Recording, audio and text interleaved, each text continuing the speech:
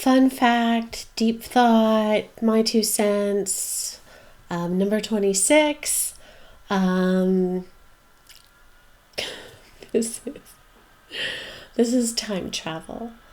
I have issues with how a lot of movies and media stuff portrays time travel. There's always a loop that's created when you go back in time most of the time.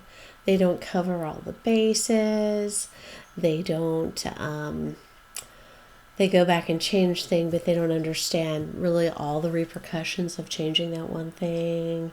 It's just, time travel is a hard thing for me to, it's not realized. I think time travel can be done, and I think it's a real thing, but I don't think it really happens the way a lot of people think it does, and I think there's a lot of repercussions to time travel, and that you create a lot of time loops then because you change something, but you cannot. It's the butterfly effect, and I know most of you should know about the butterfly effect. If you don't, look it up. But basically, you can change the smallest thing going back in time, and it can change how everything is created and everything is done. I think most time travelers who go back in time are usually going back to observe and are not in a physical form, so they're not going to affect anything unless you have sensitive people around who can see you, which I have. But yeah, time travel, there's a whole burrito theory where it's not like time is in a straight line, but we all know that time really is kind of an illusional construct that we created to define things. So once again, definitions are hard for me, labels and defining things. We're trying to define and create some meaning in every moment. Instead of just living every moment, we're trying to shove so much into the time that we have. And if you listen to Where Are We?, which is a story that I read earlier, that you can look at, and it has slides and pictures to it while I'm reading. It's a place where you have a certain amount of time. What they believe is you have a certain amount of time to tell your story, and if you don't tell it in that time, oh well, you didn't tell your story, so you better tell your story. But you have a certain amount of time to live, and then you just die, and your story's over. Stories end. And they don't just keep going on and on and on. And I know immortality is a big thing for a lot of people who can't grasp anything more than what's in front of them, and who delineate time. But clocks and telling time, yeah, it's good for having days and labels for days, and time is good if you want to meet up with somebody, if you want to plan something. But I think when we were all first here, time wasn't really a thing.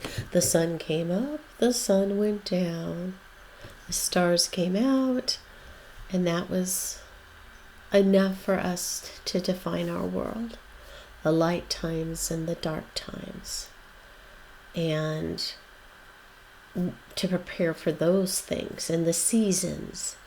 How the seasons affected our lives. That was very important too. And where the sun was in the sky. And where the stars were.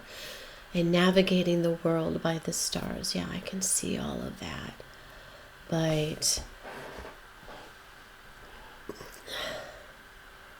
we pretty much lived for a purpose of surviving, and for continuing to survive and see ourselves recreated in birth in a way, and know that our story might not end with us, because if we create a new life, they may remember us and tell our story around the campfire. And maybe we would become part of the mythology, or part of an admired one, or a special one, or have a memory day for ourselves, for those who are still in body. Very important, those things, passage of time. It was birth and what you did in between, and then death. So it was the sun coming up, and then it was the moon and the stars. We didn't have 1 o'clock, 2 p.m., January, March. Those were created at a certain point in time to help us define our days more readily, so we could keep track of everything and plan things and know that maybe our time might be up because we've lived so many months, so many years, and that's how we divide into old and young and all of that stuff. We kind of had that before. We created the whole linear thing. But linear time is really just another label to define our world.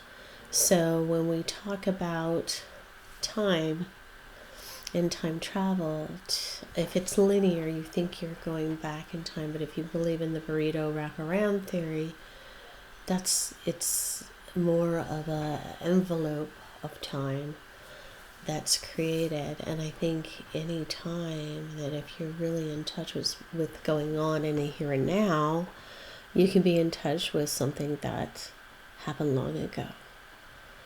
And those memories are still with you. But also it could just be a time that you're connected to. And you can travel. I believe that time travel is real. But I think it's not linear, that's for sure. And I don't think it's a wise thing to do. I think it can cause a lot more problems than it solves. But I talked about a show I watched called Erased that did time travel fairly well, because what changed in the past changed the future all the way through. And no, it affected more than just what we see. They really did a good job, I think, with their time travel idea. And I liked how there were signs and stuff like that. So Erased has probably one of the best time travel ideas or constructs. But still, we want to take care of the past. We want to honor the past. We want to learn from the past. But I don't think we can change it. We need to change it in this moment. And the here and now is the most important place to be, is here and now, if you can be. It's a struggle, it's a balance, because we are in this burrito where past and present and future is almost like you have to plan for tomorrow. Live for today, plan for tomorrow, honor the past, learn from the past. But this moment in time is the most important moment in time, believe it or not. And now it is, and now it is, and now it is. And that's hard for our little minds to grasp. That what you're doing in this moment is creating the past. And what you're doing in the next moment is what creates your future. And it's the choices in those spaces that create your life.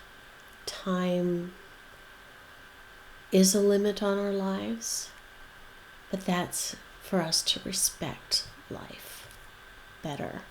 Whereas most people just are trying to find a way to increase the limit or to hold on to everything, but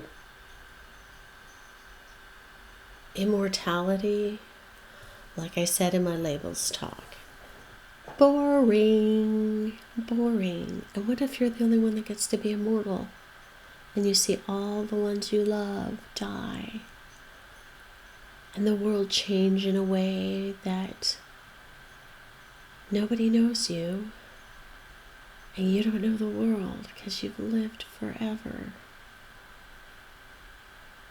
What new thing can you discover? What new thing can you do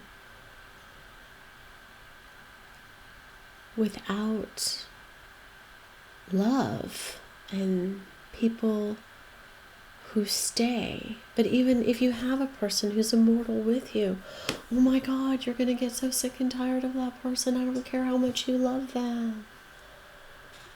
And you'll have adventures, and you can have adventures and all of that stuff, but the world isn't always going to be your world. And you've lived forever in it. What a drag. Immortality is not what everybody thinks it is. Yeah, we always want a little bit more time, but that's because we don't give ourselves enough time. We follow all these things that we're told that we need to do in order to survive and be successful, and none of it's true. None of it's true. None of it's true. Let me see how I can really focus and see you. None of it's true. You know what the truth is. There's another subject. I've written down about 20 more ideas to talk about, and there's another subject. Truth. Truth. Most people aren't living their pure truth, their pure souls, their pure selves. And that's because society puts these rules and ideas in our head about what we're supposed to do and who we're supposed to be, instead of us being our authentic selves. But that has nothing to do with time. Here I go again. Yes. Off the focus, tangent girl. Yeah, that's probably not a good thing. But it could be. Could be fun. You never know where your mind's going to go. So, time travel, I believe in it. I just don't believe we should do it the way they portray it in movies and things, and there's a lot of problems. The one movie that I thought really laughed at time travel was Endgame. You had Infinity War, which was a really stupid piece, I thought. Very, very dumb. Took itself too seriously and didn't make a lot of sense because a lot of the heroes in it were stupid when they hadn't been stupid before. And there was a lot of ways they could go about getting all the stuff from the guy, the glove with the whatever, I forget what it's called, whatever it was, the thing that he controlled everything with all the stones in it. There's a lot of things they could have done and they didn't do. So yeah, that was bad. But Endgame, when it came, the things I liked about it was they made fun about they teased themselves, poked at their own inequities and inadequacies when it came to the whole timeline thing, where they brought people back and changed the narrative. I think one of the characters, I can't remember who it was, looks at the camera and goes, because that's how it worked. I'm not going to explain it to you. It's a time travel thing. It's a timeline thing. And that's just, it doesn't make sense. And then he says something like, well, it doesn't make sense, but that's how it happened. We're not going to explain it because we can't, because time travel, you can't, you just make it up in the story. So Endgame, at least it made fun of itself not being able to explain the whole timeline thing, and that was kind of fun. But Yeah, if you're going to time travel, you really have to do it in a way that you're not in a physical form, so you cannot disrupt things too greatly in a physical way, because this is a very physical world. So if you disrupt the physical, then it does change everything, butterfly effect going forward. So those are some of my thoughts. Not all of them, but some of my thoughts on time travel. What are your thoughts on time and travel? Be present and be you. Ciao, Bellas.